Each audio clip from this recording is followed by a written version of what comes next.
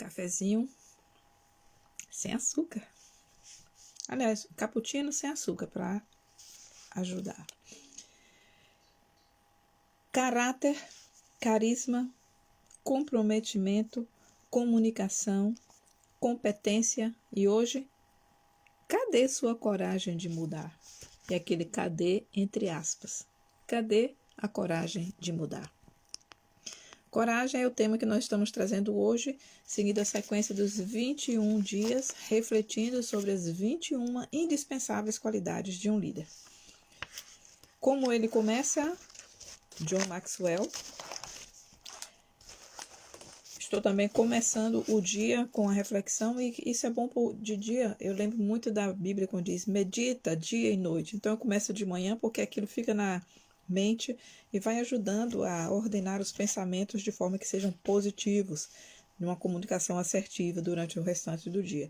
E concluir à noite porque eu posso então compartilhar com vocês, vocês vão dormir refletindo nisso e amanhã levantam com coragem desta vez. Uma pessoa com coragem é uma maioria. É engraçado que eu tinha lido urna maioria, tanto que vai estar já para lá.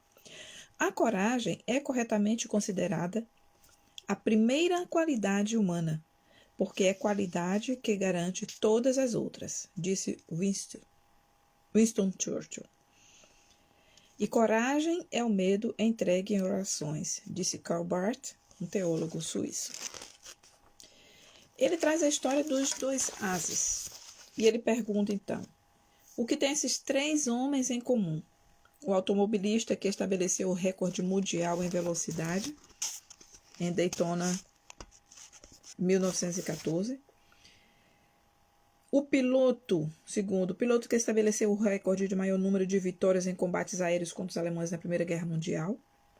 E o terceiro, o secretário do assessor especial para assuntos bélicos, que sobreviveu a um acidente aéreo e passou 22 dias, em um bote salva-vidas no Oceano Pacífico durante a Segunda Guerra Mundial.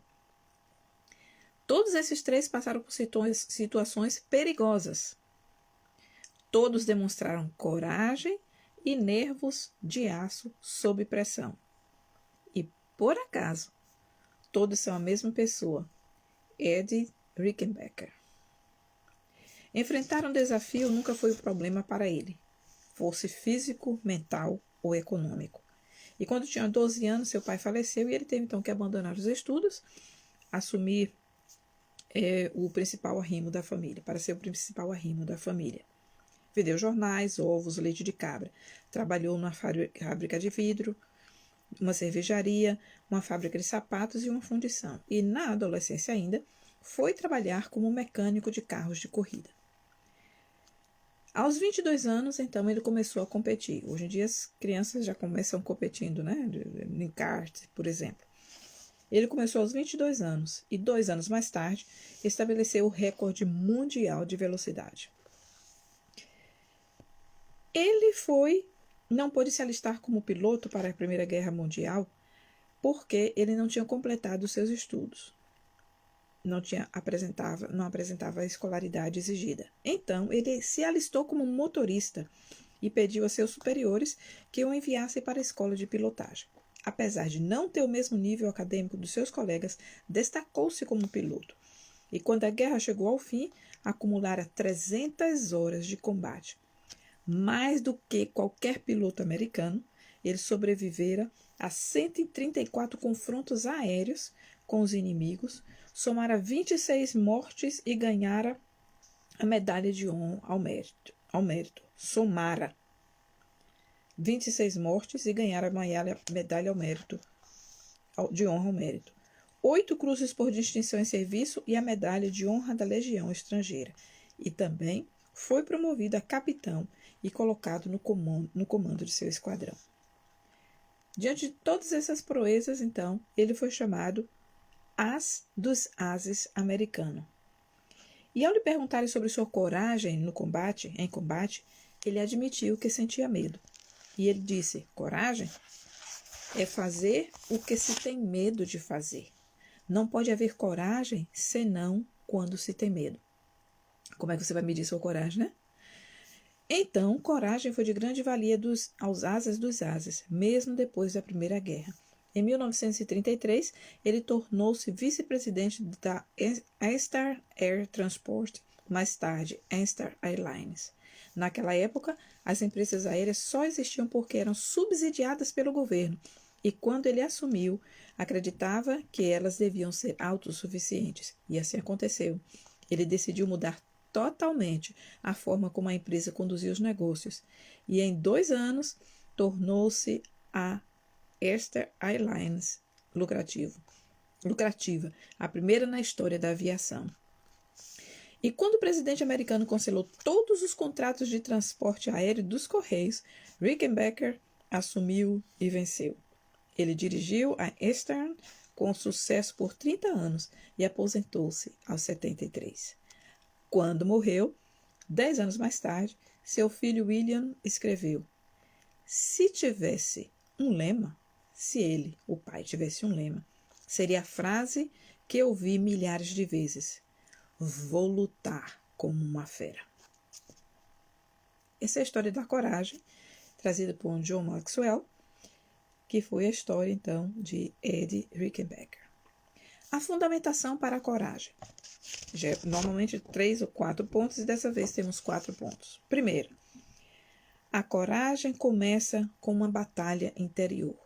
Então, você precisa se autoconhecer, precisa conhecer a si mesmo, para então poder vencer os próprios medos, vencer as limitações. E todo líder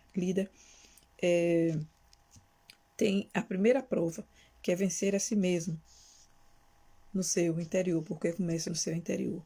A prova da coragem não é diferente.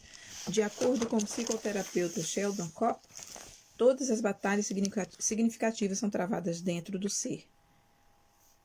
Tenho absoluta certeza que você tem travado várias batalhas, algumas vencido, outras não. Algumas teve ajuda, outras não. E quem sabe este seja o momento também de solicitar ajuda. E todas as batalhas, então, são começadas e iniciadas dentro do si, travadas dentro de si. E a coragem não é a ausência de medo e fazer o que se tem medo de fazer. É ter o poder de sair do terreno conhecido e progredir em um novo território. É o tal sair da zona de conforto, né? As pessoas que gostam da zona de conforto e lá permanecem, não progridem, não crescem. E elas se esquecem, então, que isso é porque elas não descobriram ainda que precisam começar a travar essa batalha, a vencer essa batalha interior e sair do comodismo. Segundo, coragem é fazer as coisas direito e não apenas acertá-las da melhor maneira. Martin Luther King, um dos grandes heróis, a maioria conhece, líder do movimento de direitos civis, declarou: a capacidade máxima de um homem não se mede nos momentos de confronto, conforto e conveniência, mas nos tempos de desafio e controvérsia. É a mesma coisa com a amizade, né? A Bíblia diz que é na angústia que se faz o irmão. Então, a capacidade máxima de um homem é medida justamente nos momentos de confronto, de desafio e controvérsia. Grandes líderes possuem muita habilidade com pessoas e são capazes de fazê-las assumir compromissos e trabalhar em equipe. Entretanto, elas também se posicionam quando necessário. Então, primeiro, a coragem começa com a batalha interior. Segundo, coragem é fazer as coisas direito, não a toque de caixa, e não apenas acertadas da melhor maneira. Terceiro, é uma contagem engraçada, começando com aqui, né? Terceiro, a coragem de um líder inspira o comprometimento dos seguidores. A coragem é contagiosa. Assegurava, né? O evangelista Billy Graham. Quando o homem corajoso assume uma posição, os demais se aprumam. E daí vem a postura, né? Você fica assim curvado, ou é a postura de disposição, de alerta. Uma demonstração de coragem por parte de uma pessoa encoraja outras. Entretanto, uma demonstração de coragem de um líder é inspiradora. Faz as pessoas segui-lo. Meu amigo Jim Melado, diz ele, explica: a liderança é a expressão de coragem que leva as pessoas a fazerem a coisa certa. Um líder inspira a partir da competência de outras Qualidades que nós já vimos, mas também a partir da coragem. Quarto, sua vida se expande na proporção da sua coragem. Eu escrevi isso hoje de manhã. E por causa de uma gravação hoje, eu tirei para ficar aqui mais clean atrás. Mas isso me marcou hoje. Sua vida se expande na proporção da sua coragem. Então, o medo é uma maneira de vencer, ser vencido, mostrando coragem. O medo restringe um líder. E eu gosto muito de lembrar daquele texto da Bíblia que diz lá: no amor não há temor, porque o amor lança fora o temor. Temor é medo. Então, tem coragem aquele que ama. E aquele que ama tem precaução, mas lança fora o medo e o temor. O historiador romano Tácito escreveu: o desejo de segurança coloca-se contra todo empreendimento grande e nobre. A coragem, porém, tem efeito contrário. Ela abre portas e esse é um de seus maiores benefícios. Talvez por isso o teólogo britânico John Henry Newman tenha afirmado: não tenha medo de que sua vida chegue ao fim, mas sim de que ela nunca tenha um início. A coragem só lhe fornece um bom início, mas também a coragem não lhe oferece apenas um bom início, mas também lhe oferece um futuro melhor. Ironicamente, aqueles que não têm coragem de correr riscos e aqueles que a têm experimentam o mesmo medo na vida. Quem corre riscos e quem se esquiva de correr os riscos tem o mesmo medo na vida. A única diferença é que os que não se arriscam se preocupam com banalidades. Já que você tem de superar o medo e as dúvidas, faça isso valer a pena. E a reflexão? Eleanor Roosevelt admitia: você ganha força, coragem e confiança em toda a experiência em que você enfrenta resolutamente o medo. É capaz de dizer a si mesmo: sobrevivi a esse terror. Posso enfrentar o que está por vir.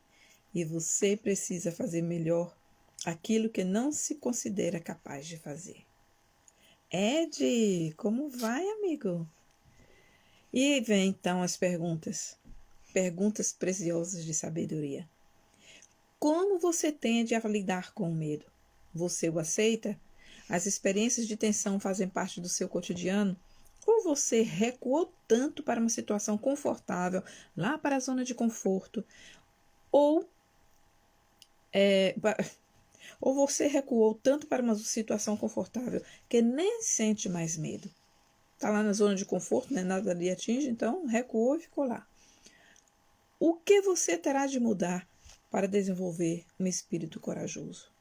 Você é um jovem corajoso que tem um espírito destemido e corre riscos não por aventura, mas porque quer crescer? Com certeza, né? Então, vem o reforço. Primeiro, enfrente as consequências. Para aumentar a sua coragem, enfrente as consequências. Segundo, fale com aquela pessoa que estiver sendo um empecilho para você. A maioria das pessoas evita confrontar-se e muitas vezes o confronto é apenas interior. O outro talvez nem está sabendo daquela sua situação. Então, confrontar consigo mesmo é dar um passo à frente, falar com a pessoa para que resolva então esse problema do medo. E se for este seu caso, converse com essa pessoa nesta semana.